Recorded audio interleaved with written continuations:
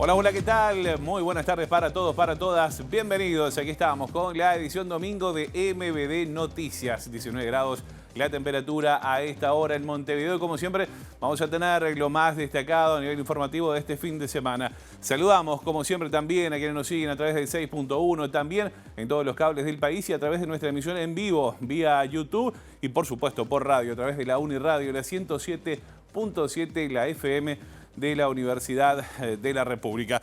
Los hechos más destacados del fin de semana, nuestro habitual resumen de noticias, también informe de Federico Jurkovic, hoy con un nombre bastante particular. Quédese, en un rato vas a ver de qué estoy hablando. Y por supuesto, lo que pasa en exteriores, en los móviles, a cargo en este caso de Abril Mederos, a quien ya saludamos. ¿Qué tal, Abril? Buenas tardes, bienvenida. Josema, ¿cómo estás?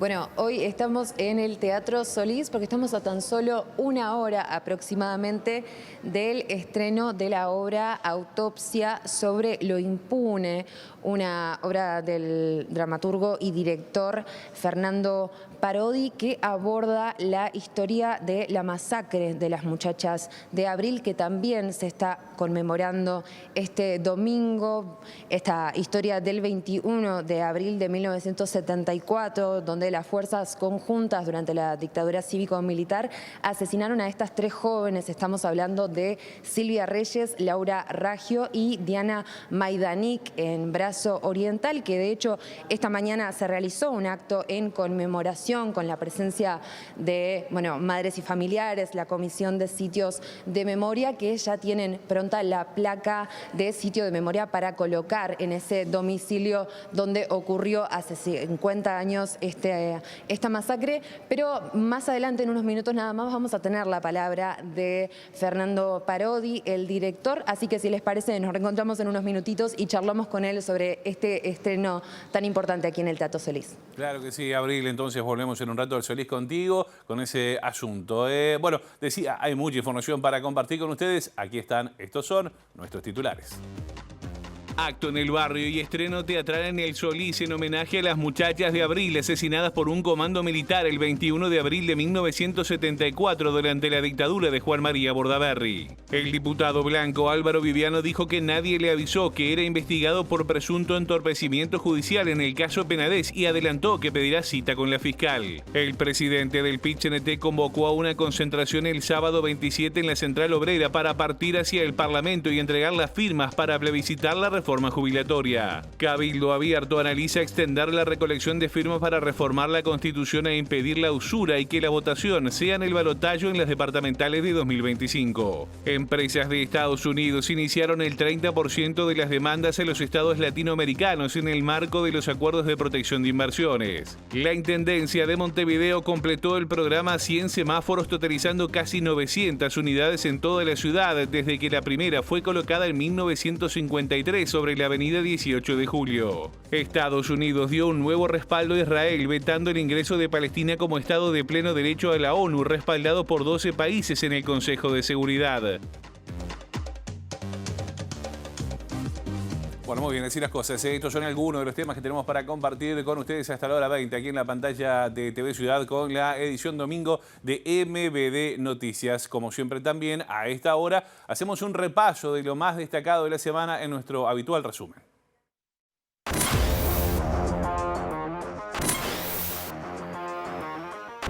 Las profundas desigualdades que existen a nivel territorial en Montevideo, el déficit de ciudadanía, la necesidad de hacer mega operativos, pero no policiales, mega operativos sociales, operativos de saturación de viviendas, salud, educación y empleo.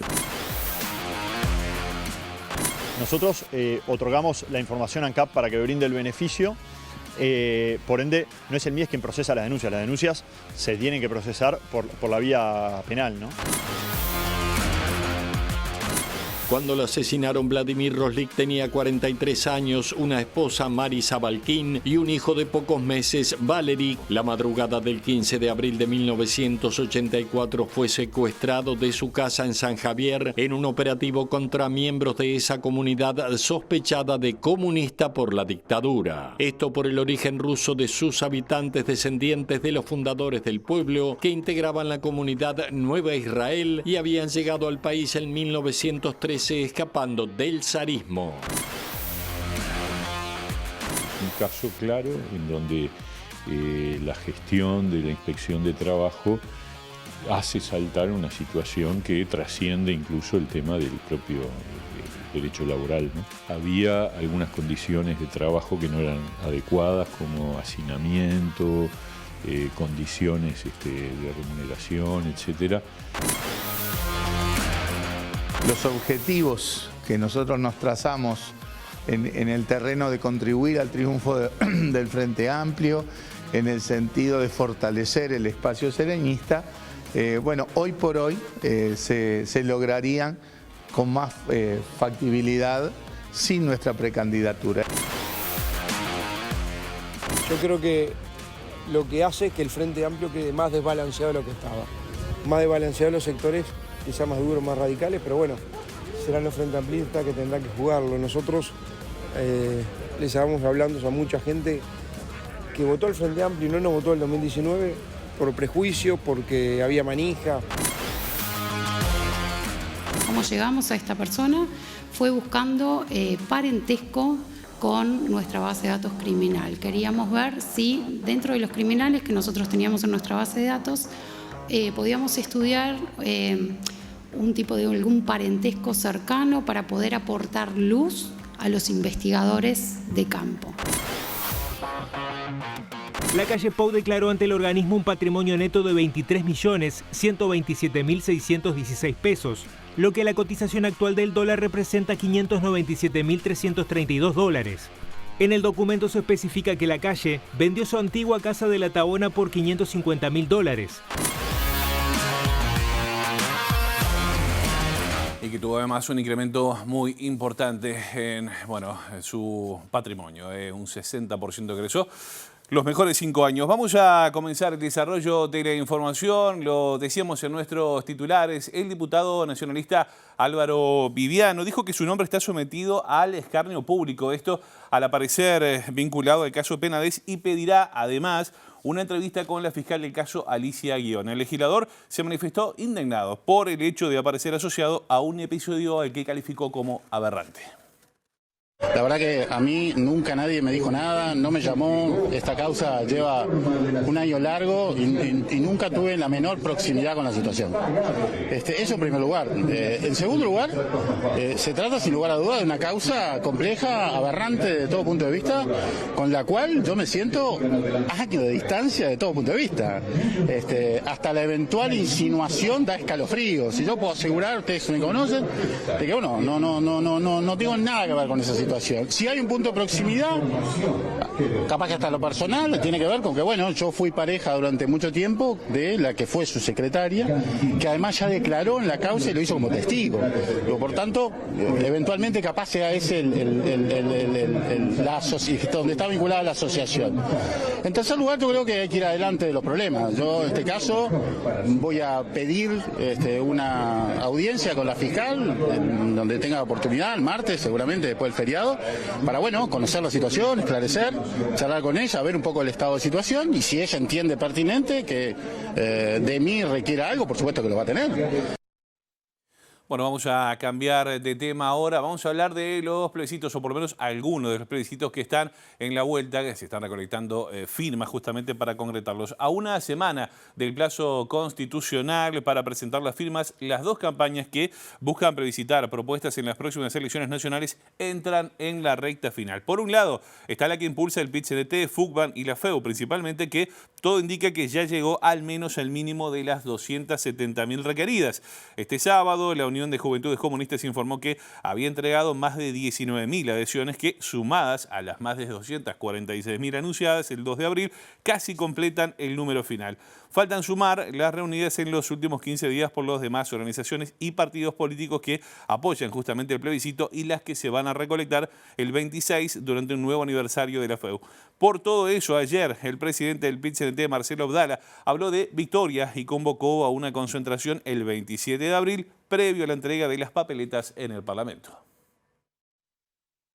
Estamos construyendo una hazaña, una victoria popular en la campaña Firmá tus derechos, porque es ético, es justo, es necesario y es cargado de futuro enfrentarse al capital financiero y sostener que la seguridad social es un derecho humano fundamental. Gracias, gracias, gracias, muchas gracias en nombre de las vastas masas de la clase trabajadora. Los esperamos el sábado 27 a las 12 horas en el local del PICNT para entregar un tsunami de firmas al Parlamento. ¡Viva la unidad del pueblo uruguayo! ¡Viva el futuro!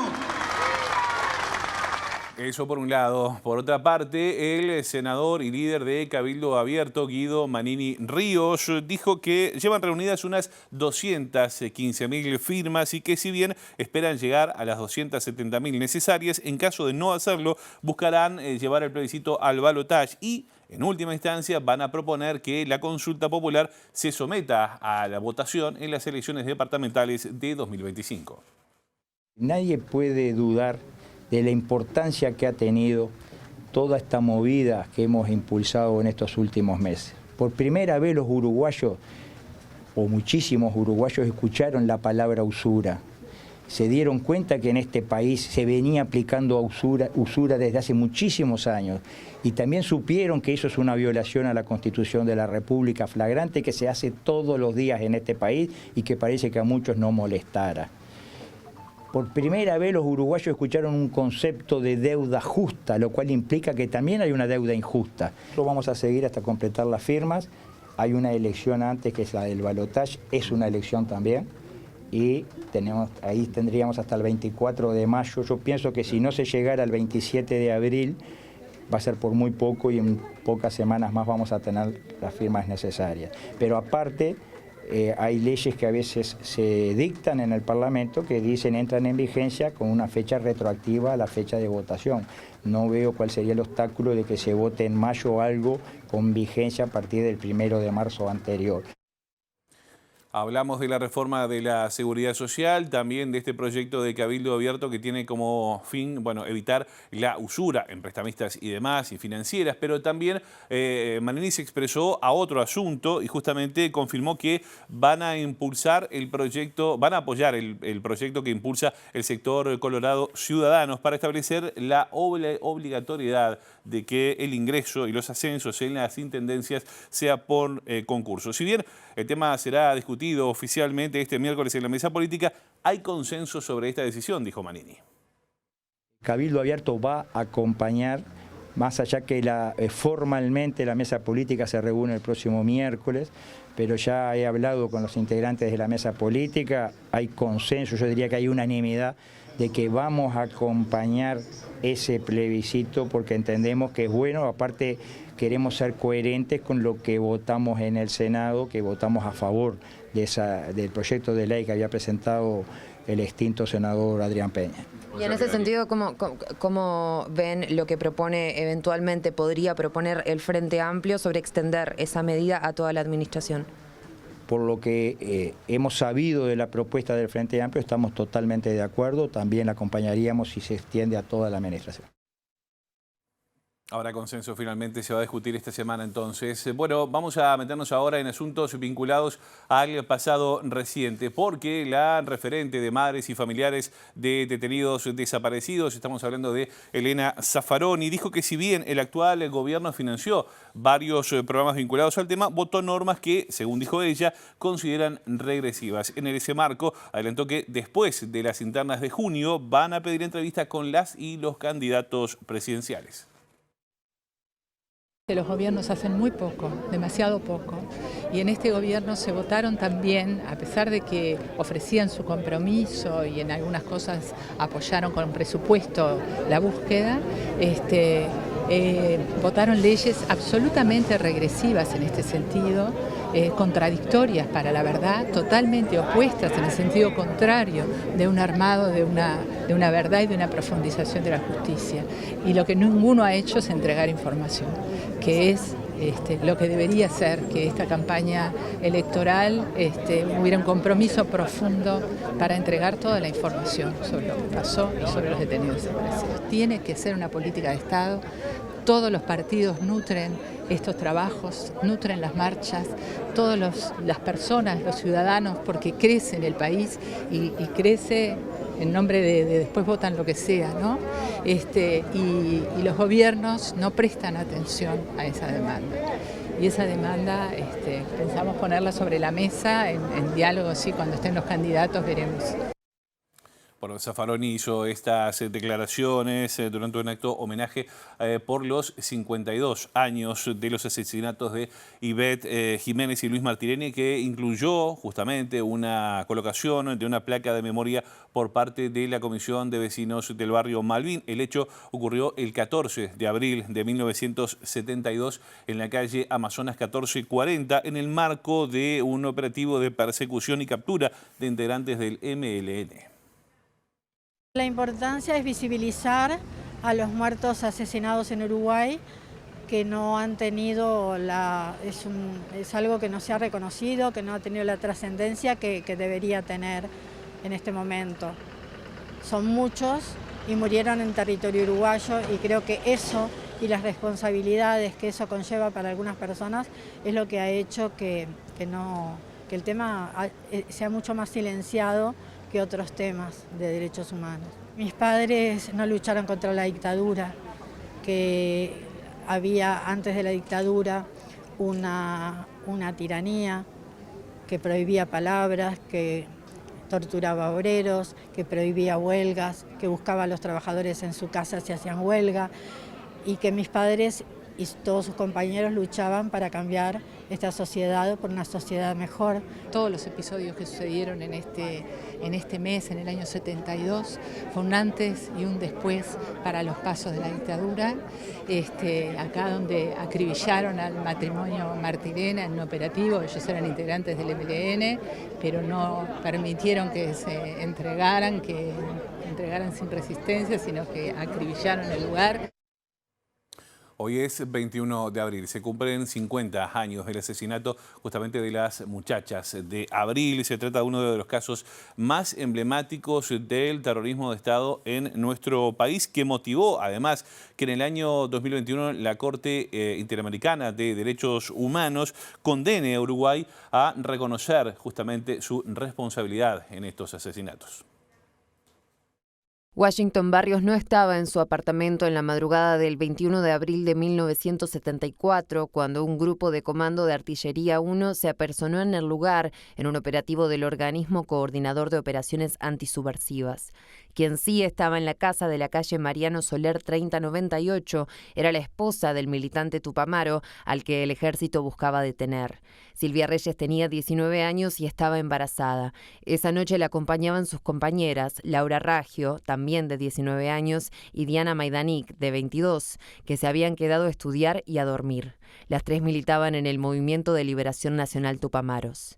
En su testimonio ante la Comisión Investigadora Parlamentaria que se conformó en 1985 para indagar sobre la desaparición de personas en dictadura, Hilda Fernández, madre de Barrios y suegra de Reyes, declaró que las asesinaron atrás de la puerta del comedor, en un rincón, mientras ella suplicaba que no disparen. En 2021, la Corte Interamericana de Derechos Humanos condenó a Uruguay a asumir su responsabilidad por los crímenes de lesa humanidad de las muchachas de Abril y de los militantes Luis Eduardo González y Óscar Tassino. En 2022, el militar Juan Rebollo fue procesado con prisión por el triple homicidio. El otro hombre a cargo del operativo fue el represor José Gavazo, que murió durante el proceso judicial. Bueno, y vamos a seguir en tema ahora, pero desde exteriores. Abril Mederos ya nos adelantó y ahora desarrolla. Adelante, Abril, contanos más. Gracias, José Macías. Bueno, como lo adelantábamos hace unos minutos nada más, ya estamos en presencia de Fernando Parodi, director y uno de los dramaturgos, junto con Verónica Mato, de esta obra que se estrena hoy a 50 años de la masacre de las muchachas de Abril, Autopsia sobre lo impune.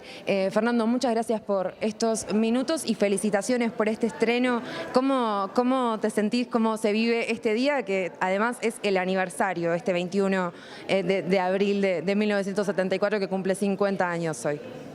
Muchas gracias. Y bueno, ahí un estreno siempre es un motivo de un poco de nervios, y ahora se le suma que estamos conmemorando los 50 años de un asesinato tremendo. Recién, mientras esperaba un poquito, veía familiares de ellas por aquí llegando al teatro. Eso hace que sea un poco más conmovedor, quizás, el momento. Pero estamos bien, estamos muy contentos de estar acá y preparados para recibir a la gente. ¿Participaste del acto de esta mañana o tuviste conocimiento de la ocasión? Sí, estoy al tanto del acto, pero no pude participar porque estábamos realizando el montaje acá. Hoy ha sido todo un día de adentro del teatro, no me enteré ni que llovió. Bien, la obra se llama Autopsia sobre lo impune y despierta de alguna manera ciertas preguntas sobre la elección del título. ¿Por qué se elige este nombre o este enfoque quizá en pos de esclarecer ciertas cuestiones de este caso que es emblemático pero que aún así tiene ciertos vericuetos que todavía no han sido aclarados? ¿Qué es lo que busca abordar esta obra en ese sentido? Sí, bueno, es un caso que todavía está en tensión, ¿sí? En la justicia, por ejemplo, aún es una causa abierta. Hay un procesamiento en espera de condena. La palabra autopsia viene de la autopsia histórica que realizó Hugo Rodríguez, médico forense para la justicia. Hay algo en la autopsia histórica que tiene que ver en su procedimiento de indagación, de recabar testimonios, de hacer un relevamiento del espacio. En fin, mucha coincidencia entre ese procedimiento de autopsia histórica y lo que yo pensaba, sobre todo para el segundo cuadro de la obra. El espectáculo es un espectáculo que está estructurado en dos cuadros. Hay un primer cuadro donde nos vamos a encontrar con Diana, Laura y Silvia, 30 minutos antes del asesinato. Ese cuadro es de un estilo realista, pero nosotros lo llamamos la ficción porque de eso no hay ningún documento. No sabemos, ni nadie sabe qué pasó en esos 30 minutos. Y ese cuadro da paso a un segundo, que lo llamamos lo real, porque trabajamos con muchísimo material de documento, ¿sí? Muchísimo material real, pero es un cuadro mucho más espectacular. El estilo es un teatro postdramático, donde las actrices lo que hacen es presentar todas las voces que se han levantado en torno a este acontecimiento real. ¿Sí? Voces de la justicia, voces de los militares, voces de los familiares, voces del periodismo, que de alguna manera han estado como construyendo un relato sobre este acontecimiento real. Bien, hay que recordar que estamos hablando, para quien no conoce, del caso del triple homicidio de 3 jóvenes entre 19 y 22 años, que además no eran el objetivo inicial de ese operativo militar de la dictadura. ¿Cómo fue justamente ese proceso? ¿Recibieron testimonios de familiares? ¿Cómo construyeron la obra en ese sentido? Sí.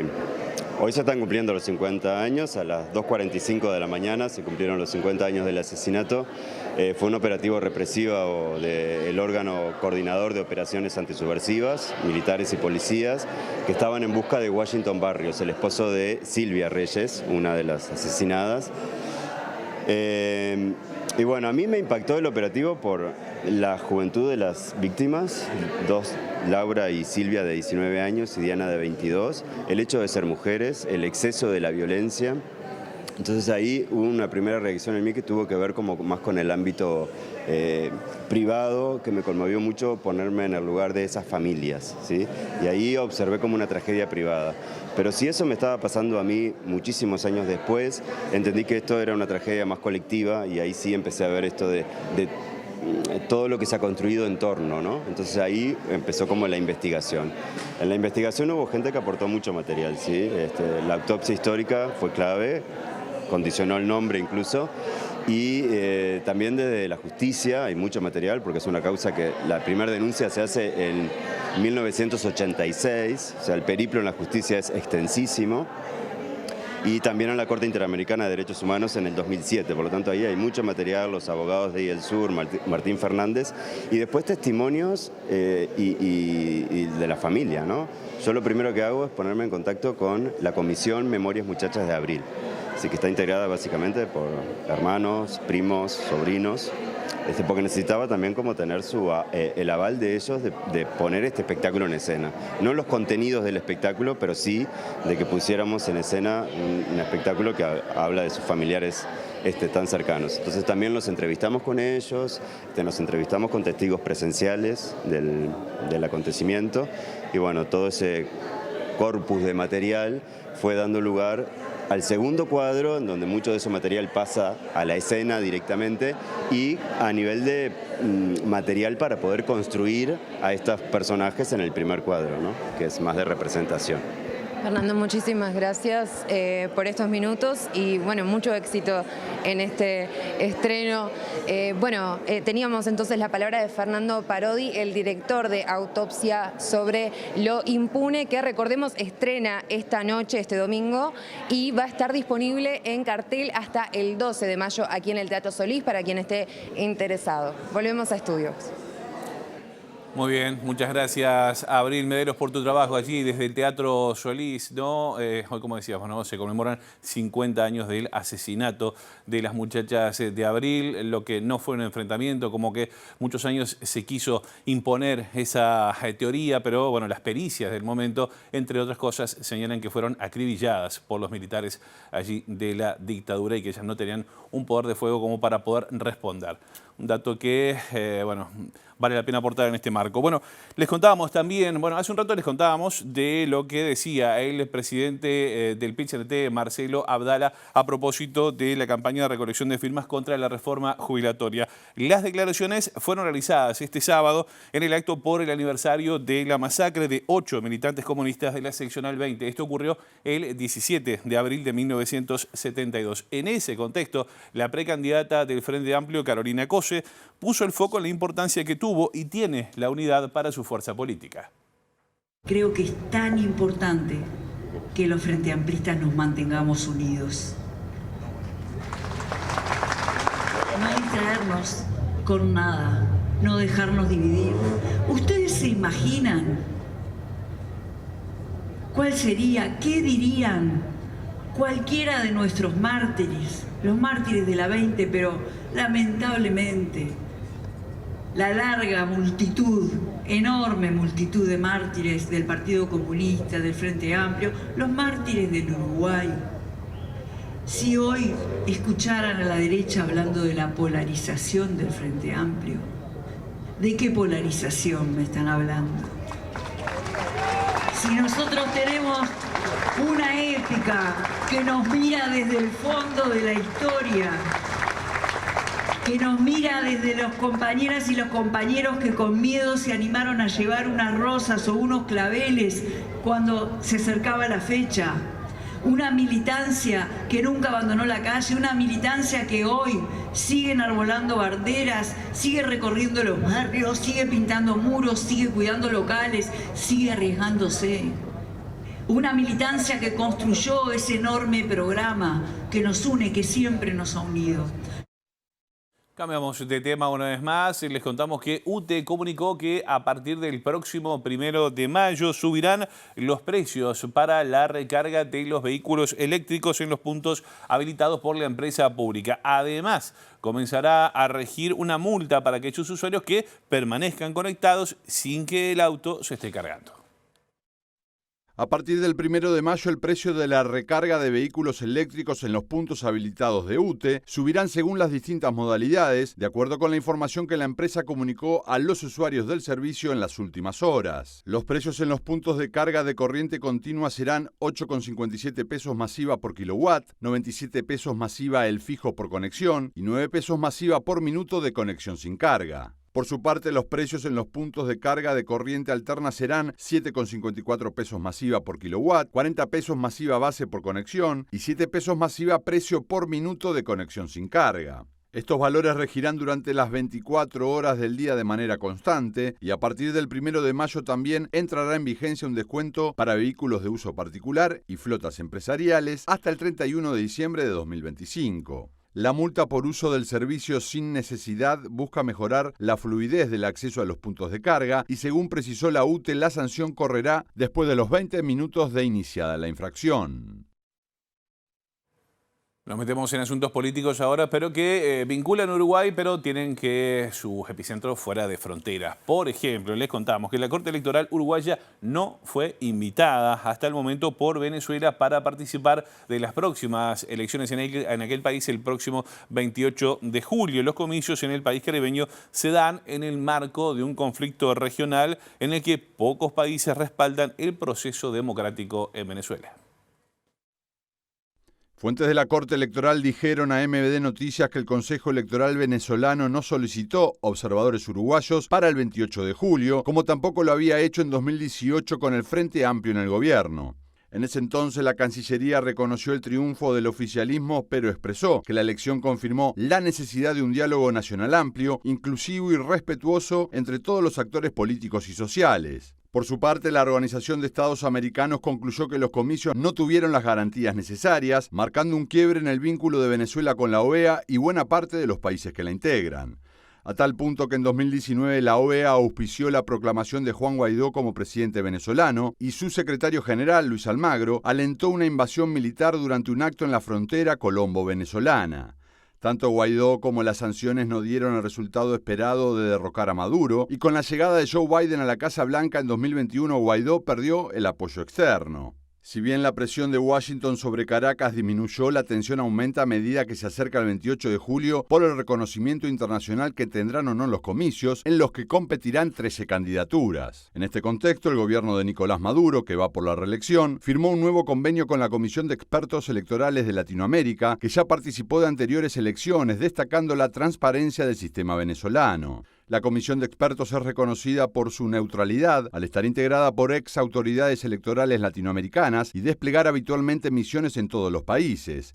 La última fue en febrero en El Salvador, cuando el presidente Nayib Bukele fue reelecto con más del 90% de los votos. A propósito de este tema, recordemos que el miércoles el Senado designó y aprobó la designación justamente de Silvana Montes de Oca como embajadora de Uruguay en Venezuela, en sustitución del renunciante Eber da Rosa. Hasta el momento no se ha comunicado si la funcionaria asumirá su cargo antes o después de las elecciones del próximo 28 de julio. Bueno, informe especial, momento de informe especial a esta hora en MBD Noticias, y es como siempre recibimos ya a nuestro compañero Federico Jurkovic. ¿Cómo le va? ¿Cómo anda? ¿Qué tal, Josema? Un gusto. Buenas noches. Un nombre bastante particular. ¿El mío? Sí, no, el suyo es particular, su apellido sobre todo, pero no. Es la economía. Estúpido. Bueno, ¿me lo está diciendo a mí, Josema? No, para nada. No. Siempre de la vereda respeto, Fede querido, pero ¿de qué estamos hablando? ¿Por qué este título? Bueno, el título es una frase que acuñó quien vemos allí, Bill Clinton, presidente de Estados Unidos, pero la dijo en 1992 cuando todavía era gobernador de Arkansas y se postulaba a la presidencia. Es la economía, estúpido, dijo Bill Clinton en su debate con George Bush, padre, que estaba queriendo o salía de la guerra del Golfo para ver los temas internacionales, cómo se mantienen en el tiempo, y siempre las potencias y el comercio están metidos. Bien. En aquel entonces esa frase hizo, entre otras cosas, ganar a Bill Clinton, que cuando llegó a la presidencia, Josema, puso a rodar la pelota de la globalización a nivel mundial, y tú sabes que con eso vinieron los famosos tratados de libre comercio y los tratados de protección de inversión. Efectivamente.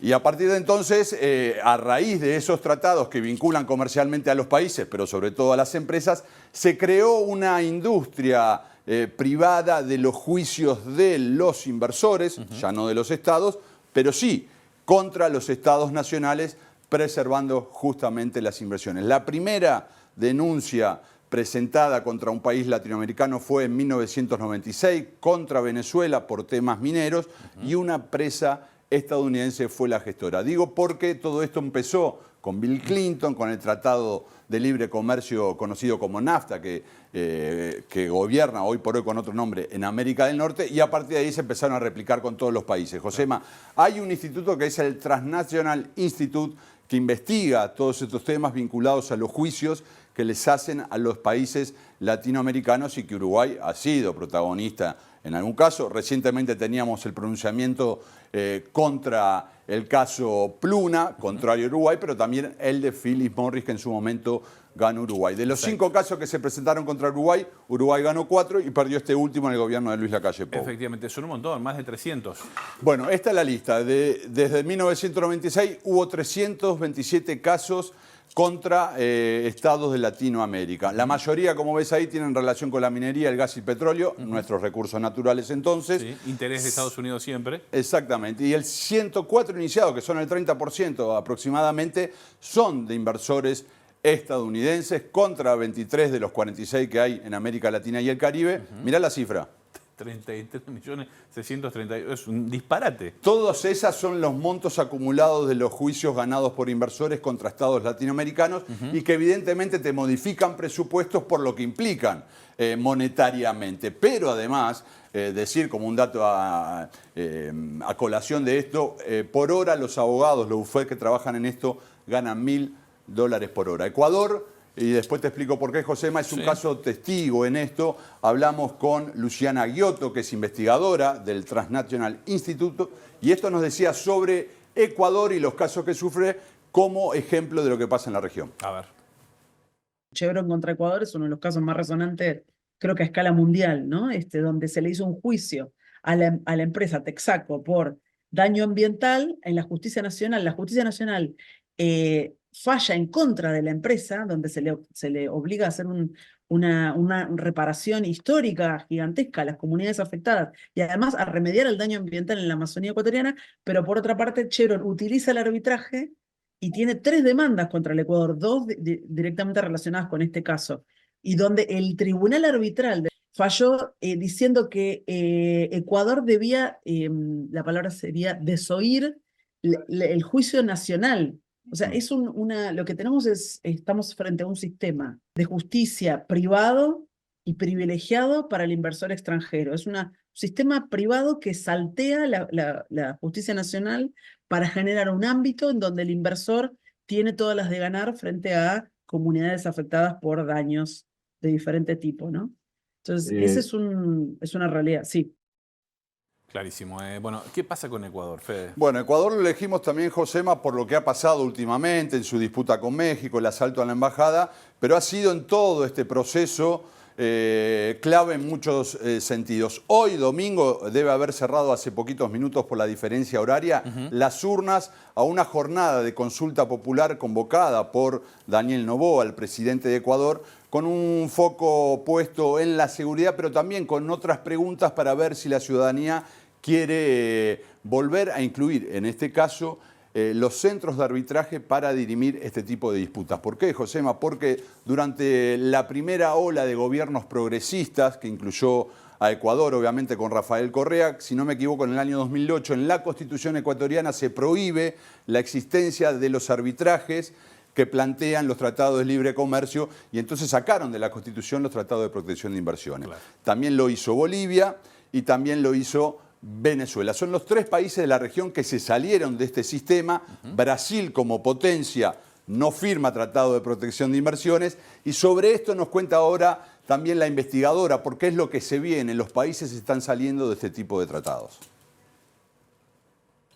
Tiene que ver con el arbitraje, porque el artículo 422 de la Constitución ecuatoriana plantea, ya desde el 2008, que Ecuador no puede firmar tratados internacionales con arbitraje.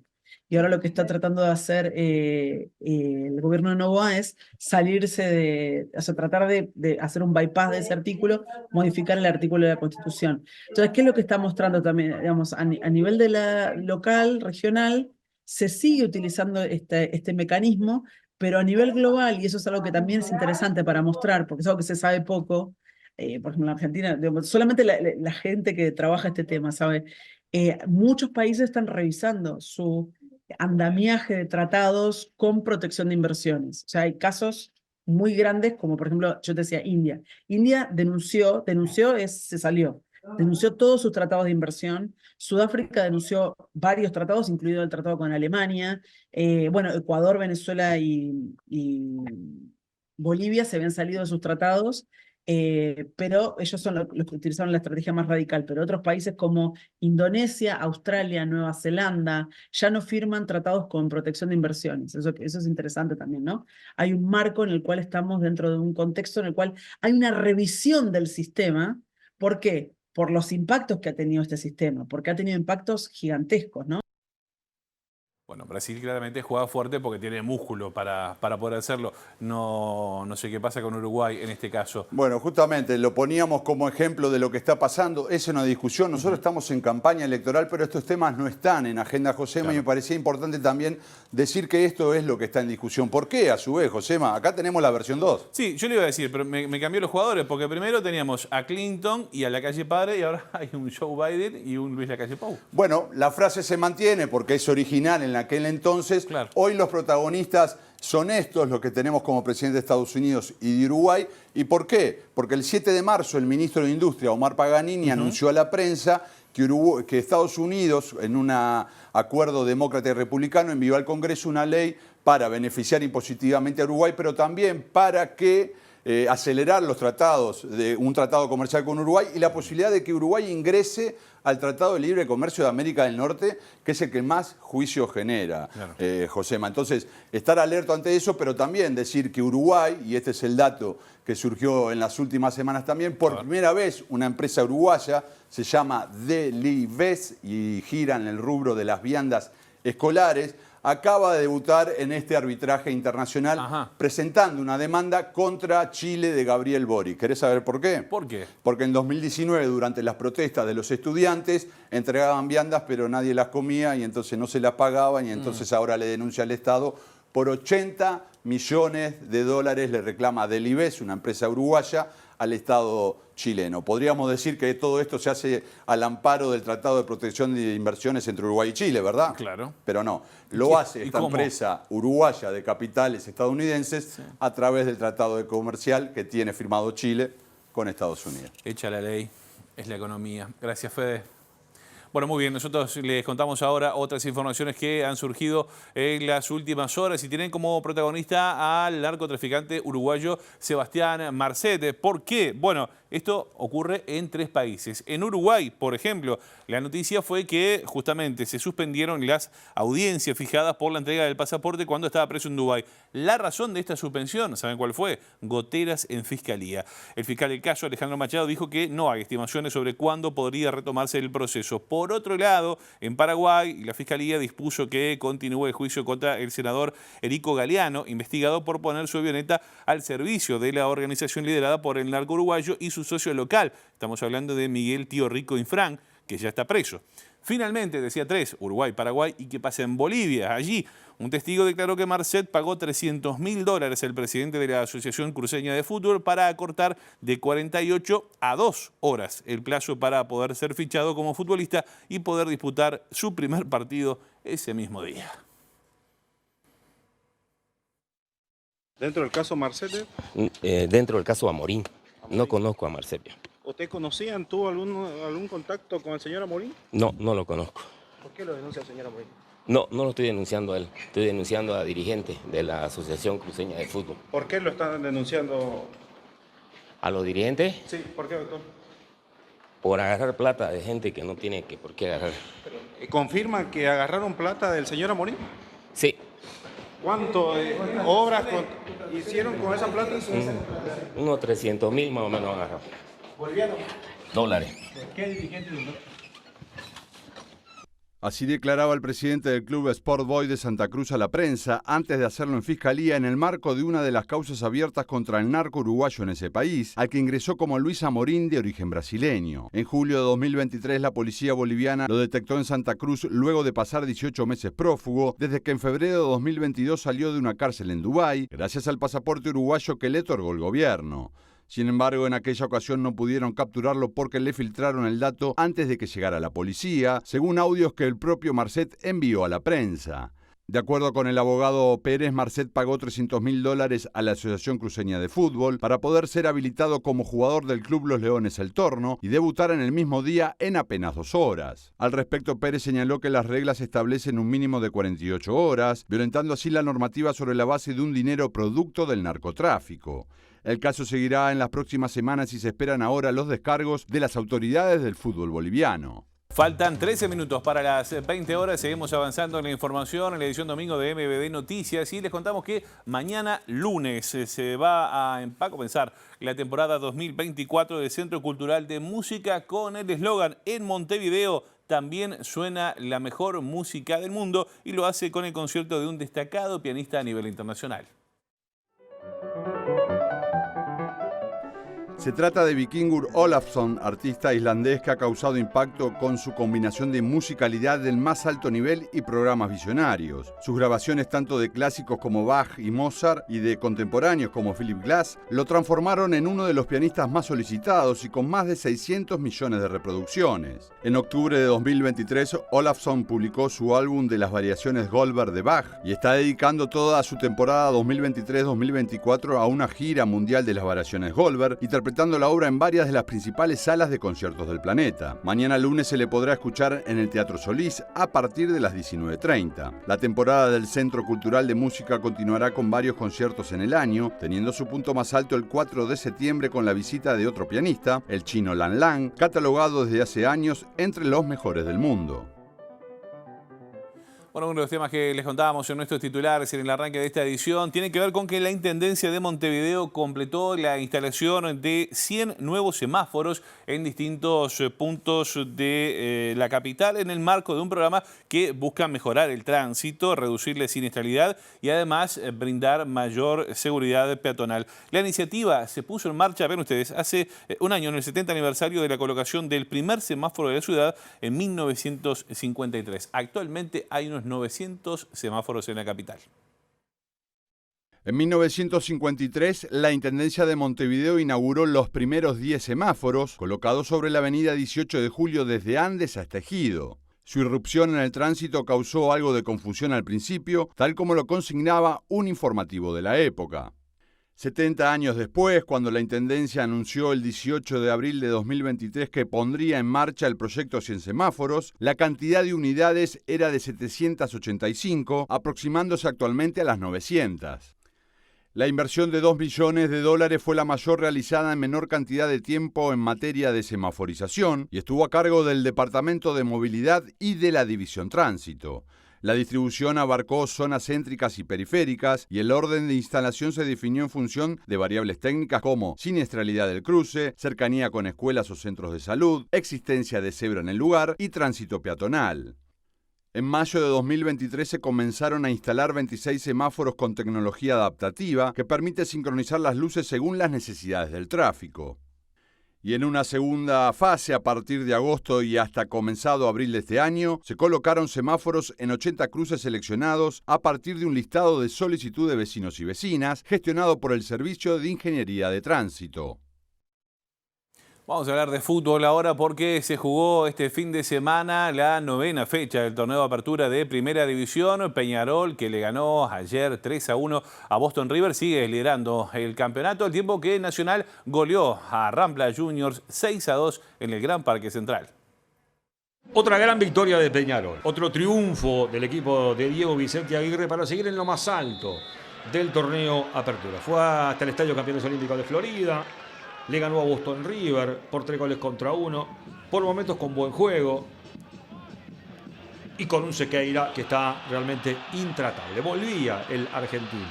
13 minutos, cabezazo y adentro de Sequeira para que así lo gritaran los hinchas aurinegros que fueron hasta el altar de la patria. Vamos a ver a los 16, es decir, 3 minutos más adelante, el segundo gol. Una fecha de golazos. Esto usted puede interpretarlo también de la misma manera que nosotros. Vean, le pega sin mirar cómo viene. Golazo de Sequeira para Peñarol que ganaba por 2-0. ¿Y qué decir del gol de Gómez? Otro golazo. Se va acomodando, se va acomodando, se va acomodando y así le pega. Nada que hacer para de amores. A los 29, Boston River con lo suyo, con sus armas, con su juego, descontaba y ponía emoción en el Estadio Campeones Olímpicos Floridenses. Pero Maxi Silvera en el comienzo prácticamente que ya liquidó las acciones. Recibe, tras la tapada del arquero, triunfo de Peñarol, que sigue líder con 25 unidades en el marco del torneo de apertura. Tiro de Lucas Hernández, tapa el guardameta Silva y Maxi Silvera la acomoda y coloca la pelota contra un palo para que Peñarol vuelva a ganar y ahora piensa decididamente en el Atlético Mineiro por Copa Libertadores de América. Pitazo de Tejera, Peñarol 3, Boston River 1. Una gran victoria de Nacional, que fue por momentos en términos de goleada frente a Rampla, jugando en su estadio. Aparece Alexis Castro a los 3 minutos, ya el golpe de cabeza solo, entrando tras el centro del hijo del Chino Recoba y coloca así la apertura para el equipo tricolor. Atención porque Jeremías Recoba va a definir de una forma exquisita, exuberante. Pasó por el VAR, por esa bandera levantada del asistente. El gol para Nacional y hay que aplaudir, solamente aplaudir al hijo del Chino para ver esta gran definición del 18. Vale la pena verla otra vez. Esto fue lo que se revisó. Estaba habilitado, toca por encima del cuerpo del arquero y marca. Y así lo veía su padre. Vamos al tercero de Nacional, 49. Todo en la primera parte. Alexis Castro otra vez para el equipo tricolor que estaba sumando ya 19 unidades en la tabla. Más allá de que Rampla hizo el esfuerzo por traer el partido, casi que nunca corrió riesgo la victoria de Nacional en su estadio. Vamos al segundo tiempo. Minuto número 10. Atención con la definición de Pereira. El toque hacia atrás, vean, amaga, engancha, golazo. Golazo de Mauricio Pereira para colocar el 4-0. La tocaron prácticamente todos. Nacional se floreaba ante el Picapiedra, un equipo que está muy complicado en la tabla del descenso, pero que de todas maneras con vergüenza, con ganas, con eso que a veces aflora cuando el jugador uruguayo no puede aflorar tanto fútbol. Isaac Méndez a los 29 minutos con un buen cabezazo, manotazo de Mejía, que tuvo bastante trabajo, no pudo hacer nada y Rampla colocaba el 4-1. Dijimos golazos, sí, una tarde-noche de golazos. Y vean el remate tremendo que saca Diego Rosa a los 35. Zurdazo inapelable, inatajable para el pana arquero. Se le mete, más allá de que estira su mano, pero nada puede hacer. 4-2 estaba el partido, pero Nacional fue, siguió y demostró por qué le había sacado tanta diferencia a su rival. La tabla es clara. Centro de Zavala y el que aparece es Rubén Bentancur a los 38, el 5-2. Y a los 41, el gol de Zavala. Nacional ganó 6-2 y sigue allí, prendido en las primeras colocaciones del torneo Apertura. El centro de Galeano y la volea de Didi Zavala. La media docena tricolor. Lluvia de goles este fin de semana. Los grandes estuvieron de parabienes. Vamos a abrir ahora el capítulo internacional. Les contábamos que Estados Unidos impidió que Palestina fuera aceptada como Estado pleno por parte de la ONU, usando el poder de veto que tiene en el Consejo de Seguridad. Fue la única oposición en 15 países que integran justamente el organismo, donde otras naciones votaron a favor y 2 se abstuvieron. Mientras el mundo está de acuerdo con la aplicación del derecho internacional y apoya a Palestina, Estados Unidos continúa apoyando la ocupación y negándose a obligar a Israel a detener su guerra genocida en la Franja de Gaza, dijo este sábado el presidente de la Autoridad Nacional Palestina, Mahmoud Abbas, en una entrevista con la agencia de noticias Wafa. La votación sobre el ingreso de Palestina como miembro pleno de derecho en la ONU fue solicitada este viernes por Argelia, que ocupa uno de los 10 asientos rotativos del Consejo de Seguridad. Este organismo se completa con las 5 potencias, las únicas que tienen poder de veto: Estados Unidos, Rusia, China, Reino Unido y Francia. En 2012 la ONU había dado un primer paso aceptando a Palestina como Estado observador, lo cual le permitió tener una delegación y participar de discusiones sobre diversos temas, principalmente sobre la cuestión palestina. En la sesión del viernes en el Consejo de Seguridad, 12 países votaron a favor, entre ellos Rusia, y solo 2 se abstuvieron, por ejemplo Reino Unido, pero como Estados Unidos usó su poder de veto, la iniciativa naufragó. La medida buscaba saldar parte de la deuda histórica que la comunidad internacional tiene con Palestina, ya que en 1948 se votó una resolución que creó el Estado de Israel y el de Palestina, pero este último aún no se concretó y desde entonces viene perdiendo terreno a manos de Israel, considerada fuerza ocupante por la ONU. El veto de Estados Unidos se da en el actual contexto de ataques a Gaza y otras ciudades palestinas, que ya dejaron más de 33.000 civiles muertos desde octubre de 2023, cuando Israel comenzó la ofensiva en respuesta al atentado de Hamas, que había matado a unas 1.200 personas. Bueno, muy bien, estamos prácticamente en el final. No nos vamos sin antes repasar el pronóstico del tiempo del Instituto Uruguayo de Meteorología. ¿Qué dice Inumet para el arranque de la semana? Lunes 22 de abril, allí aparecen las lluvias, precipitaciones 15 grados, será la mínima, 20 será la máxima, con, precipitaciones aisladas y baja probabilidad de tormentas. Para el martes 22 de abril, mientras vemos la noche, muy linda la noche de este domingo allí, martes 23, nuboso y cubierto, probables precipitaciones, mínima de 15, máxima de 21 grados. Señoras y señores, nosotros hasta acá llegamos con la edición domingo de MBD Noticias. La información vuelve a nuestra pantalla mañana tempranito a las 8 de la mañana con la primera edición de MBD a cargo de Pilar Teijeiro. Les paso el chivo a las 11 y los espero en el streaming de TV Ciudad con Así las Cosas. Nuestra nueva propuesta periodística, entretenida e informativa. Los esperamos a las 11. Allí nosotros nos vamos, los dejamos con nuestros principales titulares y lo que se viene en la pantalla de TV Ciudad. Que pasen bien. Acto en el barrio y estreno teatral en el Solís en homenaje a las muchachas de Abril asesinadas por un comando militar el 21 de abril de 1974 durante la dictadura de Juan María Bordaberry. El diputado blanco Álvaro Viviano dijo que nadie le avisó que era investigado por presunto entorpecimiento judicial en el caso Penades y adelantó que pedirá cita con la fiscal. El presidente del PIT-CNT convocó a una concentración el sábado 27 en la Central Obrera para partir hacia el Parlamento y entregar las firmas para plebiscitar la reforma jubilatoria. Cabildo Abierto analiza extender la recolección de firmas para reformar la Constitución e impedir la usura y que la votación sea en el balotaje en las departamentales de 2025. Empresas de Estados Unidos iniciaron el 30% de las demandas en los estados latinoamericanos en el marco de los acuerdos de protección de inversiones. La Intendencia de Montevideo completó el programa 100 semáforos, totalizando casi 900 unidades en toda la ciudad desde que la primera fue colocada en 1953 sobre la avenida 18 de Julio. Estados Unidos dio un nuevo respaldo a Israel, vetando el ingreso de Palestina como Estado de pleno derecho a la ONU, respaldado por 12 países en el Consejo de Seguridad.